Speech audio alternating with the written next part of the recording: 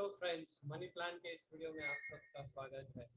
दोस्तों, पिछले कुछ महीनों से मैं सोच रहा था कुछ खास टॉपिक पे वीडियो बनाया जाए और वैसे काफ़ी सारे ऑप्शंस मेरे सामने थे, लेकिन जो मैंने ओवरऑल लोगों से बात करने के बाद में समझा है, उस बेसिस पे इस टॉपिक पे मैं वीडियो बना रहा हूँ। ये बहुत ही स्पेसिफिक टॉपिक पे मैं वीडियो बना रहा हूँ क्योंकि मुझे लगता है कि इस टॉपिक की बहुत ज़्यादा ज़रूरत आज के ज़माने में है और शायद इससे काफ़ी सारे लोगों को मदद मिल सकती है, ऐसा मेरा मानना है। तो इसलिए मैं इस टॉपिक पे आज वीडियो बनाया। दोस्तों, इस वीडियो को लास्ट तक देखिएगा और इस वीडियो के बारे में आपके जो भी फीडबैक्स और कमेंट्स है, ये आप हमें शेयर करके बता सकते हैं। साथ में ही हमारे चैनल को सब्सक्राइब कीजिएगा और बेल आइकन पे क्लिक कीजिएगा ताकि हम लोग जब भी नया कोई वीडियो अपलोड करें तो आपको उसका नोटिफिकेशन मिल जाए। तो इसी के साथ चलिए शुरुआत करते हैं आज के वीडियो की। दोस्तों, आपको आपकी अगर संपत्ति बनानी है, आपको आपकी वेल्थ बढ़ानी है, तो उसके लिए आप क्या कर सकते हैं? आप ज़्यादा से ज़्यादा टाइम काम कर सकते हैं, आप ज़्यादा से ज़्यादा टाइम एफर्ट्स ले सकते हैं, मेहनत कर सकते हैं और जो भी इसके बाद में आप संपत्ति या वेल्थ बना पाए वो आपकी बन सकती है। लेकिन इसके अलावा और भी एक रास्ता है जो नॉर्मली काफ़ी लोग यूज़ करते हैं और आज की तारीख में ये काफ़ी पॉपुलर है। वैसे ये पुराने ज़माने से होता आ रहा है, लेकिन आज भी ये उतना ही इफेक्टिव है। दोस्तों, अगर आपके पास टाइम की कमी है जिसकी वजह से आप ज़्यादा काम नहीं कर पा रहे हो और जिसकी वजह से आपको ज़्यादा इनकम नहीं हो पा रही है, तो उसके लिए आप क्या कर सकते हो? आप दूसरे की मदद ले सकते हो या दूसरे को काम पे लगा सकते हो। मेरा मतलब है कि आप आपके पैसे को अगर आप सही तरीके से काम पे लगाते हो तो शायद वो आपकी वेल्थ बनाने में मदद कर सकता है।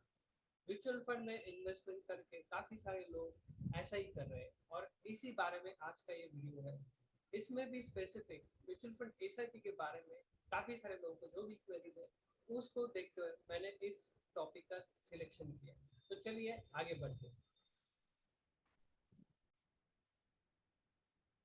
काफी सारे लोगों को एसआईपी में इन्वेस्टमेंट करने की इच्छा है, लेकिन वो काफी हद तक कंफ्यूज है। उनको समझ में नहीं आता है कि एसआईपी क्या होती है, कैसे शुरू करें, किस तरह से उसको स्टार्ट करें, उसके लिए क्या क्या चीजें लगती है और कैसे वो कर पाएंगे।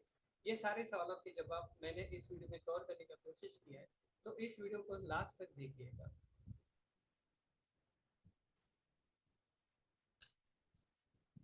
दोस्तों, इस वीडियो के जो भी स्टेप्स है वो यहाँ पे मैं आपके साथ में शेयर कर रहा हूँ। इसमें हम लोग कवर करेंगे एसआईपी क्या होता है, एसआईपी करने के लिए क्या क्या जरूरत होती है, एलिजिबिलिटी क्या है, एसआईपी करने का प्रोसेस क्या हो सकता है और उसमें भी मेरे एंड से क्या कुछ इंपॉर्टेंट सजेशंस है और कौन सी मिस्टेक्स आपको अवॉइड करनी चाहिए एसआईपी करते हो। ये सारी बातें इस वीडियो में कवर की है, तो इस वीडियो को लास्ट तक देखिएगा और ज़्यादा से ज़्यादा लोगों तक ये शेयर कीजिए।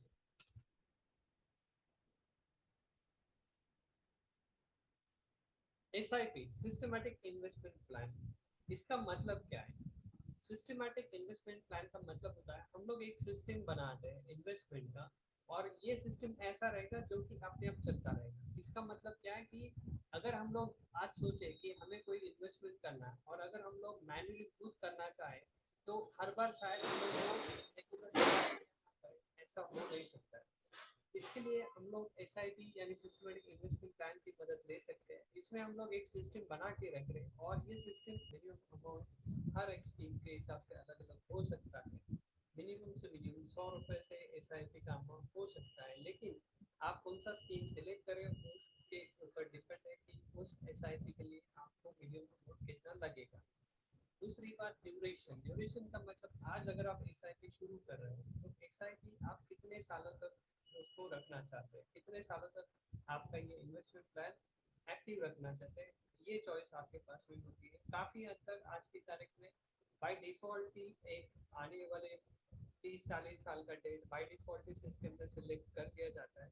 लेकिन ऐसा करने के बाद भी अगर आपको किसी वजह से एसआईपी बीच में बंद करने की ज़रूरत पड़े तो आप उसको कभी भी बंद कर सकते हो। किसी भी तरह की डेडलाइन भले आप सेट कर रहे हो एसआईपी खत्म होने की, लेकिन उसको बीच में आप कभी भी बंद कर सकते हो।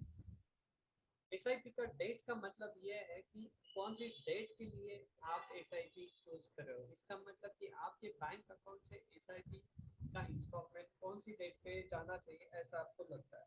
तो डेट जो है ये आप इस सिस्टमेटिक इन्वेस्टमेंट प्लान में सिलेक्ट कर सकते हैं। और एक चीज, SIP की जो बात कर रहे हैं हम लोग, तो इसमें मोस्ट इम्पोर्टेंट चीज होता है कि स्कीम, जो यहाँ पर मैंने मेंशन नहीं किया है, लेकिन आपको कौन सी स्कीम में इन्वेस्टमेंट करना है वो भी आपको सिस्टमेटिक इन्वेस्टमेंट प्लान के अंदर में सिलेक्ट करना ज़्यादा जरूरी होता है। उसके बाद में आपकी एक्सपेक्टेशंस क्या है रिटर्न्स के हिसाब से, वो भी डिपेंड करता है कि आप कौन सा स्कीम SIP के लिए सिलेक्ट कर सकते हैं। तो आपका रिटर्न्स का एक्सपेक्टेशन जैसा रहेगा उस हिसाब से ही आपको सिस्टमेटिक इन्वेस्टमेंट प्लान के लिए या SIP के लिए सही स्कीम चूज करना जरूरी है। वरना आपको जो भी एक्सपेक्टेड रिटर्न्स है वैसा रिटर्न शायद ना मिल पाए। काफी सारे लोगों को इस बारे में तकलीफ होती है, उनको जो भी एक्सपेक्टेड रिटर्न्स है उसको देखते हुए या उसको सोचकर वो स्कीम सिलेक्ट नहीं कर पाते या उनको सही सिलेक्शन करना पॉसिबल नहीं होता है, और बाद में फिर कुछ सालों बाद वो SIP बंद कर देते हैं क्योंकि उनको वैसा जैसा वो सोचा था वैसा वो रिटर्न उनको नहीं आ रहा क्योंकि उन्होंने एक्सपेक्टेड स्कीम ही सिलेक्ट किया नहीं या सही स्कीम उन्होंने सिलेक्ट नहीं किया। तो वो एक मोस्ट इम्पोर्टेंट चीज है। तो SIP का मतलब है सिस्टमेटिक इन्वेस्टमेंट प्लान। SIP आप मंथली कर सकते हैं, आप वीकली कर सकते हैं, आप हाफ ईयरली कर सकते हैं, आप क्वार्टरली कर सकते हैं, आप डेली SIP भी कर सकते हो। यस, आप डेली SIP भी कर सकते हो। काफी सारे लोग डेली SIP भी करते हैं। इसका मतलब उनके बैंक से हर दिन पैसा वर्किंग डेज के हिसाब से कटता है और उस दिन का जो भी यूनिट का रेट है उनको मिलता है। अभी SIP जो आप स्कीम सिलेक्ट कर रहे हो SIP के लिए, तो SIP ये एक मेथड है म्यूचुअल फंड में इन्वेस्टमेंट करने का। SIP कोई अलग स्कीम नहीं होता है, SIP एक जरिया है म्यूचुअल फंड में इन्वेस्टमेंट करने का। म्यूचुअल फंड में इन्वेस्टमेंट करने के आपके पास में दो रास्ते होते हैं, या तो आप वन टाइम एक बार आप लमसम इन्वेस्टमेंट कर सकते हो। अब ये लमसम इन्वेस्टमेंट अमाउंट कितना होता है ये आप कौन सी स्कीम सिलेक्ट कर रहे हो उसके ऊपर डिपेंड है। तो आप एक बार चाहे तो आप एक बार म्यूचुअल फंड में इन्वेस्टमेंट कर सकते हो, या फिर अगर आपको रेगुलरली इन्वेस्टमेंट करना है जिसके लिए आप सिस्टमेटिक इन्वेस्टमेंट प्लान यानी SIP यूज कर सकते हो, और म्यूचुअल फंड में हर महीने या जो भी इंटरवल आप सिलेक्ट कर रहे हो उस हिसाब से SIP प्लान कर सकते हो। किसी भी केस में दोस्तों एक मोस्ट इम्पोर्टेंट चीज यहाँ पे मैं कहना चाहूंगा कि काफी सारे लोगों को ऐसा लगता है या काफी सारे प्लेटफॉर्म्स में मैंने देखा है कि म्यूचुअल फंड को एक फिक्स रिटर्न वाला प्रोडक्ट बताया जाता है, लेकिन एक्चुअल में म्यूचुअल फंड ये फिक्स रिटर्न वाला प्रोडक्ट नहीं है। म्यूचुअल फंड का जो भी रिटर्न है वो मार्केट लिंक रिटर्न रहेगा। तो म्यूचुअल फंड के रिटर्न्स में प्लस माइनस हो सकता है। ये बात सही है कि आप ज़्यादा से ज़्यादा अगर म्यूचुअल फंड को इन्वेस्टमेंट के लिए सही समय देते हो, ज़्यादा टाइम ड्यूरेशन दे पाते हो, तो उसमें आपको पॉजिटिव रिटर्न मिलने के चांसेस उतने ही बढ़ जाते हैं।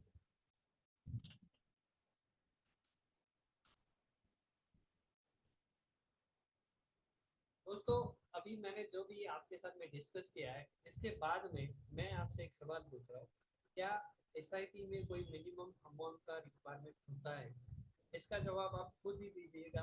अगर आपको लगता है कि आपने इसका जवाब गलत दिया है तो फिर से आप मेरा वीडियो देखिएगा और आपके दिमाग में जो गलत फहमी है SIP के बारे में या इस क्वेश्चन के बारे में उसको आप क्लियर कर सकते हैं।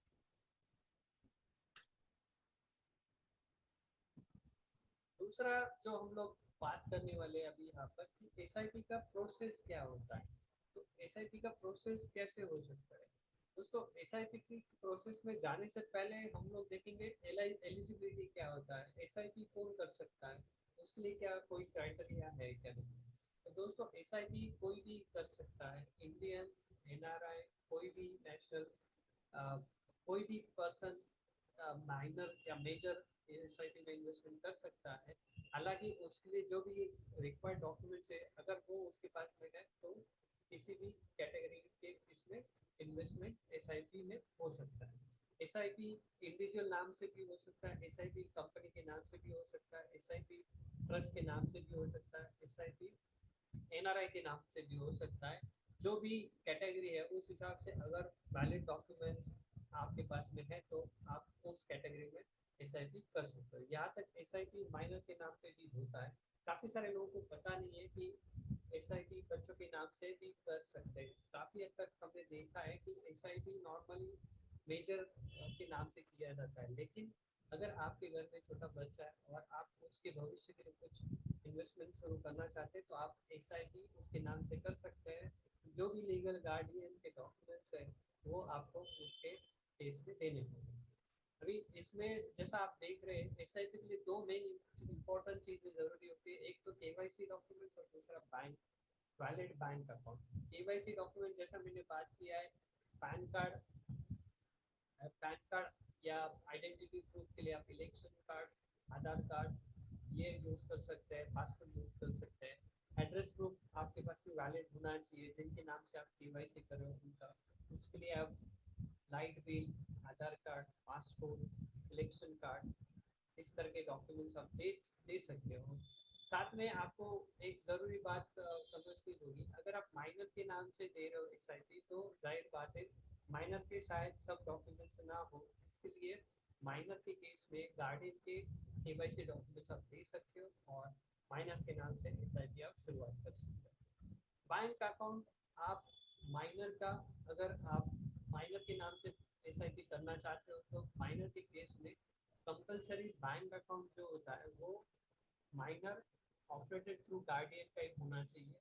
साथ में अगर आप इंडिविजुअल नाम से एसआईपी कर रहे हो तो जिसका भी आप एसआईपी कर रहे हो उसका खुद का सेविंग अकाउंट होना चाहिए। एसआईपी के लिए जॉइंटली बैंक अकाउंट भी चल सकता है, कंडीशन इतना ही है कि जिनके नाम से आप एसआईपी शुरू कर रहे हो उनका पासबुक पे या चेक पे प्रिंटेड नाम होना चाहिए या बैंक स्टेटमेंट पे दोनों अकाउंट होल्डर्स का नाम होना चाहिए जो भी एसआईपी आप कर रहे हो। एसआईपी आप जॉइंटली कर सकते हो, इंडिविजुअली कर सकते हो। जॉइंटली अगर आप कर रहे हो तो हर एक का अलग अलग डॉक्यूमेंट्स आपको लगेगा।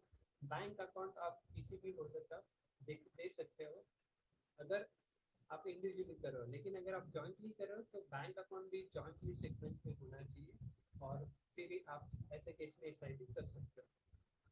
तो दोस्तों जैसा मैंने यहाँ पर काफ़ी तक काफ़ी अलग अलग टाइप्स का आपको मैंने कैटेगरी से मेंशन किया है, तो कोई भी एसआईपी कर सकता है, उसमें कोई रिस्ट्रिक्शन नहीं प्रोवाइड है, उसके पास में वैलिड डॉक्यूमेंट्स उसके लिए जो भी रिक्वायर्ड है वो।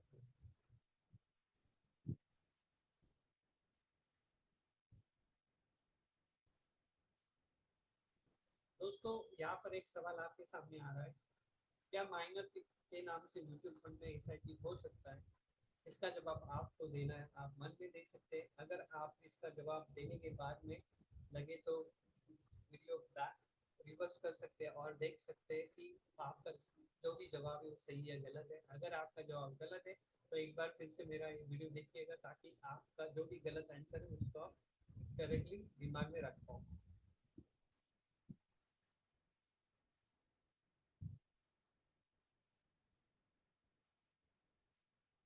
प्रोसेस की हम लोग बात करेंगे, एसआईपी अगर आपको स्टार्ट करना है तो उसके लिए प्रोसेस क्या होता है।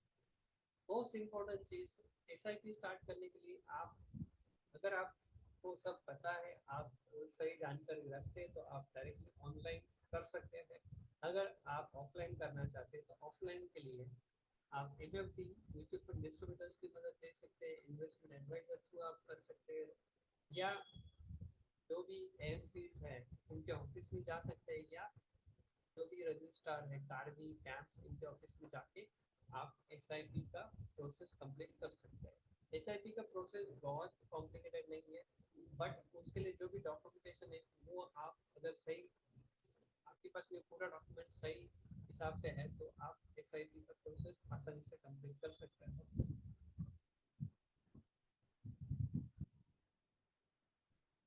एसआईपी करने के लिए कौन से की डॉक्यूमेंट्स है ये मैंने ऑलरेडी आपके साथ में डिस्कस किया हुआ है। अच्छा, यहाँ पर जो दिख रहा है कि आपके पास में वैलिड पैन होना बहुत जरूरी है एसआईपी शुरू करने के लिए, लेकिन अगर आपका इन्वेस्टमेंट 50,000 से कम है एक साल के हिसाब से तो उसमें पैन एग्जम्पशन आपको मिल सकता है, प्रोवाइडेड आप उसके अगेंस्ट में कोई वैलिड प्रूफ दे सके तो पैन होना कंपलसरी नहीं है। लेकिन अगर आपका एसआईपी का अमाउंट के बजाय मैं ये कहूँगा कि आपका साल का जो इन्वेस्टमेंट अमाउंट है अगर ये 50,000 से ज़्यादा हो रहा है म्यूचुअल फंड में तो उस केस में आपको वैलिड पैन लेना जरूरी है। दूसरा मोस्ट इम्पोर्टेंट चीज, आपके पास में वैलिड एड्रेस प्रूफ होना चाहिए, जो मैंने ऑलरेडी शेयर किया है, पासपोर्ट या फिर आप पैन कार्ड, पासपोर्ट, आधार कार्ड, ड्राइविंग लाइसेंस, या जो भी एक्सेप्टेबल एड्रेस प्रूफ है, इलेक्शन कार्ड, वो आप दे सकते हो एसआईपी के लिए। तीसरा most important, bank account proof, ये तो होना ही चाहिए, क्योंकि इसके बिना आपका ऑटो डेबिट या ऑटोमेटिक चेक नहीं हो सकता है। तो बैंक प्रूफ के लिए आप वैलिड पासबुक कॉपी दे सकते हो, या फिर आप चेक का कॉपी दे सकते हो अगर चेक पे नाम प्रिंटेड है, या फिर आप बैंक का स्टेटमेंट भी दे सकते हो। डिजिटल स्टेटमेंट आप डाउनलोड करके दे सकते हो अगर उसमें आपका बैंक का पूरा डिटेल्स दिख रहा है, जैसे कि आपका बैंक अकाउंट नेम, आपका bank account number, IFSC code, MICR code, branch details, ये जो भी डिटेल्स अगर आपके बैंक पासबुक या स्टेटमेंट पे क्लियरली है, तो आप इसे as a valid bank proof के तौर पे आप ले सकते हो। ईमेल, मोबाइल नॉमिनेशन, ये जरूरी है, ईमेल आपका होना चाहिए, क्योंकि आज की तारीख में ये जो भी कम्युनिकेशन होता है मैक्सिमम ये डायरेक्टली आपके मेल पे होगा। आपको जो भी स्टेटमेंट्स आएगा एसआईपी का ट्रांजेक्शन का, वो ईमेल पे बाय डिफॉल्ट आएगा। फिजिकल स्टेटमेंट्स आप डायरेक्टली ऑनलाइन लॉगिन करके प्रिंट ले सकते हो, या किसी के थ्रू आपने किया तो उनसे आप ले सकते हो, या रजिस्ट्रार या एमसी ऑफिस से भी आप प्रिंट आउट ले सकते हो। नॉमिनेशन इसमें जरूरी है, अगर आप नॉमिनी नहीं रखना चाहते तो उसके लिए आपको डिक्लेरेशन देना होगा, और उस डिक्लेरेशन को देने के बाद में आपका एसआईपी का फॉर्म प्रोसेस हो सकता है। अगर आपने किसी को नॉमिनी रखा है, तो आज अगर आपने किसी एक आदमी को नॉमिनी रखा है और भविष्य में आप उसको चेंज करना चाहते हैं, तो ऐसा आप कर सकते हो, कोई भी रिस्ट्रिक्शन नहीं है, आप नॉमिनी को कैंसिल कर सकते हो, चेंज कर सकते हो।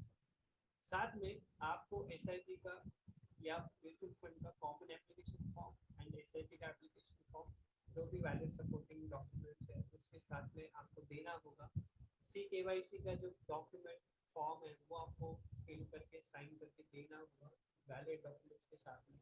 तो 3-4 डॉक्यूमेंट्स आपको जनरली लगते हैं, mutual fund application, SIP application, KYC का फॉर्म, और जो भी प्रूफ से वैलिड डॉक्यूमेंट्स आपकी सेल्फ अटेस्टेशन के साथ, ये आप दे सकते हो अगर आप फर्स्ट टाइम इन्वेस्टमेंट करो। एक बार आपका केवाईसी रिकॉर्ड बन गया, उसके बाद में फिर अगली बार जब भी आपको एसआईपी एडिशन करना होगा या नया एसआईपी शुरू करना होगा, तो उसके लिए सिर्फ आप कॉमन एप्लीकेशन या एसआईपी एप्लीकेशन फॉर्म दे सकते हो, और उससे काम आपका चल सकता है। या फिर आप ऑनलाइन भी कर सकते हो, फिर उस केस में आपको किसी भी तरह का फिजिकल डॉक्यूमेंट्स देने की जरूरत नहीं पड़ती।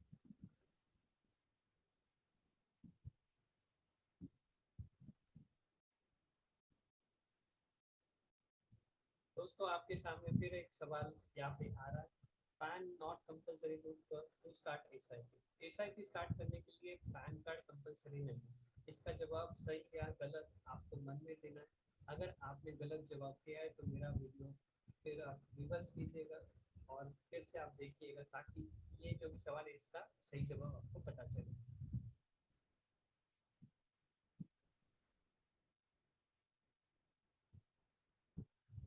बेसिक डिटेल्स मैंने आपके साथ में शेयर किया है दोस्तों। अभी कुछ सजेशन मैं यहाँ पे एसआईपी के लिए आपको बता रहा हूँ। मोस्ट इम्पॉर्टेंट चीज होती है अटैच गोल। अटैच गोल का मतलब कि जब भी आप कोई एसआईपी शुरू करना चाहते हो, तो वो शुरू करने से पहले आप किस चीज़ के लिए एसआईपी शुरू करना चाहते हो, ये आपके दिमाग में क्लियर होना बहुत ज़्यादा जरूरी है। अगर आपके दिमाग में सही गोल रहेगा, तो शायद आपका एसआईपी ज़्यादा लंबे समय तक अच्छी तरह कंटिन्यू चल सकता है। दूसरा, start with comfortable SIP amount. इसका मतलब ये होता है, काफी हद तक मैंने देखा है कि लोगों को, समझो दो दोस्त है, तो एक उसके आपके किसी दोस्त ने एसआईपी शुरू कर दिया और उसका एसआईपी का अमाउंट 5,000 है, तो आपको भी शायद ऐसा हो सकता है कि आपको ऐसा लगे कि मैं भी 5,000 का एसआईपी शुरू करूँ। अगर आपका कंफर्ट है, आपको 5,000 का एसआईपी चलाना पॉसिबल है, तो अच्छी बात है। लेकिन मैक्सिमम केसेस में ऐसा हो सकता है कि बाद में फिर आपको ऐसा लगे कि 5,000 का एसआईपी का अमाउंट आपको हेवी हो रहा है, और किसी वजह से आप उसको कंटिन्यू नहीं कर पा रहे हो, तो बीच में आप उसको बंद कर दोगे, तो फिर ऐसे एसआईपी का कोई मतलब नहीं है। तो उससे अच्छा आप फिर जो भी आपका कंफर्टेबल अमाउंट है, आप जितना भी आप सेविंग कर पा रहे हो और जितना भी आप उस सेविंग से इन्वेस्टमेंट करना चाहते हो, जो भी लंबे समय तक कंटिन्यू आप रख सकते हो, ऐसे ही कंफर्टेबल अमाउंट को आपको चूज करना चाहिए। ऑप्ट फॉर टॉप अप का मतलब क्या होता है, काफी सारे इन्वेस्टर इस ऑप्शन को आजकल यूज कर रहे हैं। इसका मतलब ये होता है कि आज ही आप जो भी एसआईपी सेट कर रहे हो, तो उसमें ही आप शुरुआत से ही हर साल का एक टॉप अप अमाउंट का ऑप्शन आप सिलेक्ट करके रख सकते हो। मतलब मेरा एसआईपी आज अगर 1000 रुपए का चल रहा है, तो मैं अगर 10% का टॉप अप सिलेक्ट करता हूँ, इसका मतलब क्या होगा कि इस साल मेरा 1000 रुपए से एसआईपी जाएगा, अगले साल से ये 1100 रुपए से जाएगा, और उसके अगले साल फिर 10% का उसमें इंक्रीज होके ये ऐड अप होके जाएगा। तो ये अपने आप जाएगा, और इस तरह से आपको फिर आपका जो भी इनकम बढ़ता है उस हिसाब से एसआईपी का अमाउंट चेंज करने की जरूरत नहीं, वो ऑटोमेटिकली एसआईपी का अमाउंट बढ़ते जाएगा। प्री इंस्टॉलमेंट बैलेंस, इसका मतलब ये होता है कि मैक्सिमम केसेस में मैंने देखा है, जो भी मेरा एक्सपीरियंस है उस हिसाब से, कि लोगों को जब फाइनेंशियल क्रंच आता है, किसी तरह का आर्थिक डिफिकल्टीज होता है, तो उस केस में 2 या 3 बार उनका इंस्टॉलमेंट जनरली सक्सेसफुल नहीं होता है, या रिजेक्ट हो जाता है, क्योंकि अकाउंट में बैलेंस नहीं रहता है।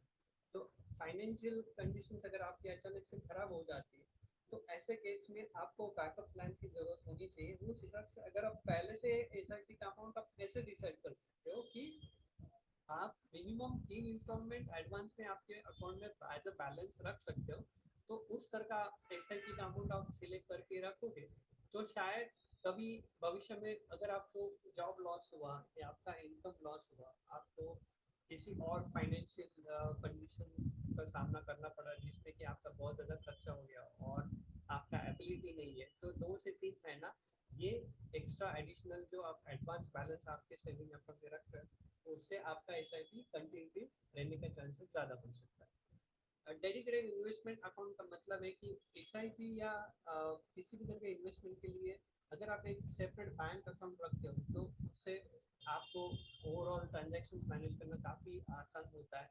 आपका जो भी इन्वेस्टमेंट है वो एक ही अकाउंट से जाएगा, तो साल भर में आपका पूरा स्टेटमेंट्स और जो भी है आपके इनकम टैक्स के लिए या किसी भी तरह के रिपोर्टिंग के लिए आपको रिक्वायरमेंट है, तो आप एक ही बैंक अकाउंट से पूरा स्टेटमेंट्स ले सकते हो, और पूरा इन्वेस्टमेंट का डिटेल्स आपको एक ही बैंक अकाउंट से मिल सकता है। वन गोल वंस एसआईपी का मतलब कि आपके हमारे जीवन में अलग अलग गोल हो सकते हैं।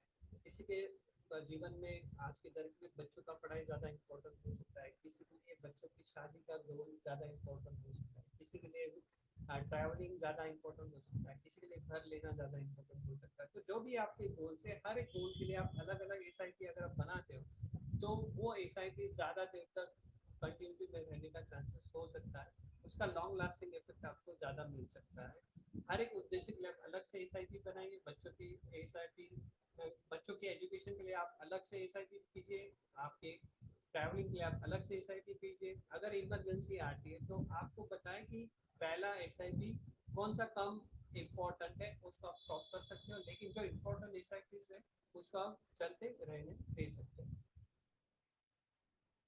टेक अ गाइडेंस का मतलब, अगर आपको इस बारे में कोई जानकारी नहीं है, आप शायद काफ़ी हद तक हम लोग आजकल देखते हैं कि इंटरनेट पे और यूट्यूब और बाकी सब सोशल मीडिया पे बहुत ज़्यादा जानकारी आपको अवेलेबल है, लेकिन ये होने के बाद भी एक कस्टमाइजेशन बहुत ज़्यादा जरूरी है, क्योंकि हर एक की फाइनेंशियल कंडीशंस अलग अलग हो सकती है, हर एक का ओवरऑल प्रोफाइल अलग हो सकता है, हर एक की रिक्वायरमेंट अलग हो सकती है, तो हर चीज़ सबके लिए सही नहीं हो सकती है। उसी तरह से हर फंड, हर एसआईपी हर किसी के लिए सही नहीं हो सकती है। एक फिक्स अमाउंट कोई भी कस्टम एक स्टैंडर्ड ऑनलाइन प्लेटफॉर्म्स में आपको जो दिखाई देता है वो एक स्टैंडर्डाइज होता है मैक्सिमम केसेस में, लेकिन आपको कस्टमाइजेशन की अगर जरूरत है, आपके हिसाब से कोई स्पेसिफिक सॉल्यूशन चाहिए, आपके हिसाब से एक प्रॉपर सजेशन चाहिए, गाइडेंस चाहिए, तो उसके लिए आपको सही एक्सपर्ट की जरूरत लेना ज़्यादा इम्पोर्टेंट है। अब बिल्ड बास्केट का मतलब कि आपने कोई भी दोस्तों के साथ में डिस्कस करते हो एक स्कीम का नाम सुना, और आपने भी उसी स्कीम में एसआईपी शुरू किया, तो अगर आप इस एक ही स्कीम में एसआईपी करते ही रहोगे तो शायद वो सही नहीं होगा। आपको एक बास्केट बनानी चाहिए जिसमें मैंने बात किया है कि वन गोल वन एसआईपी, तो आपका गोल्स अलग अलग हो जाएगा तो वैसे ही आपका ऑटोमेटिकली बास्केट बनता जाएगा, स्कीम्स अलग अलग होती जाएगी, अलग अलग टाइप्स का स्कीम आप लेके ओवरऑल आपका एक पोर्टफोलियो बना सकते हो। और इससे आपका एडवांटेज ये हो सकता है कि आपको हर तरह की एसेट क्लास का परफॉर्मेंस मिलेगा, आपका ओवरऑल पोर्टफोलियो में ग्रोथ होने का चांसेस और प्रॉपर मार्केट के हिसाब से एप्रिसिएशन होने का चांसेस अच्छा हो सकता है।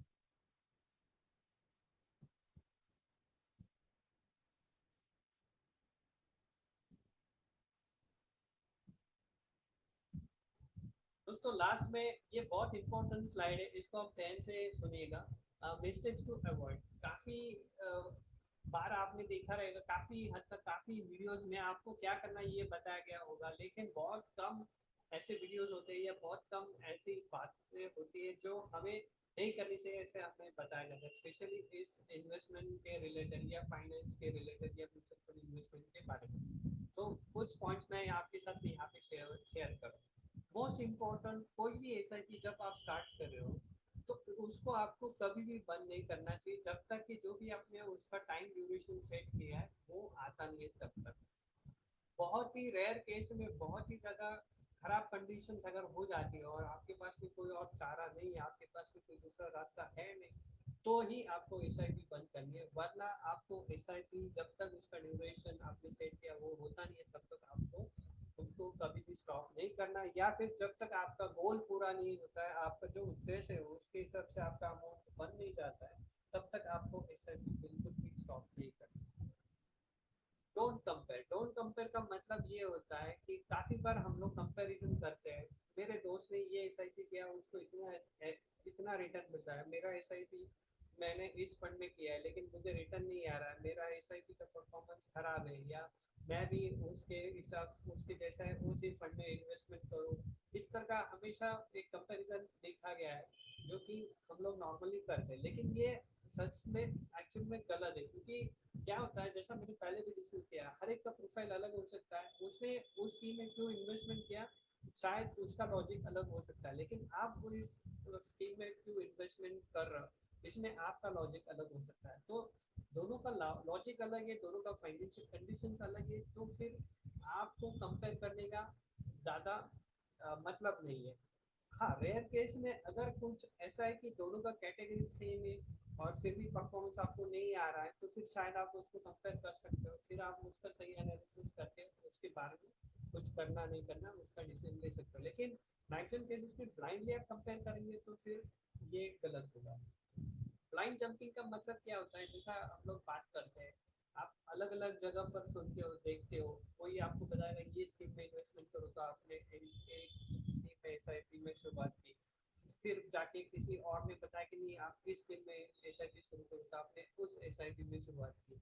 तो अगर वो आदमी जिससे आप बात कर रहे हो अगर उसको उतना एक्सपर्ट नॉलेज नहीं है या उतना उसको एक्सपीरियंस नहीं है, या आपको वो देखना चाहिए कि वो कौन है, आप जिससे सलाह ले रहे हो, जो आपको सलाह दे रहा है उसके पास में क्या एक्सपीरियंस है, वो सही सलाह देने की क्षमता रखता है या नहीं रखता है, ये सब जानने के बाद में अगर आपको लगे कि नहीं वो जो भी बता रहा है वो सही है या उसको सुनना चाहिए तो ही आप सुनो। मैक्सिमम केसेस में हम लोग आसपास में अलग अलग लोगों से अलग अलग राय सुनते हैं और उसी तरह करने का कोशिश करते हैं जो कि एक्चुअल में सही नहीं है। रिस्क प्रोफाइल जो है वो हमेशा हम लोग खुद का रिस्क प्रोफाइल समझते हैं।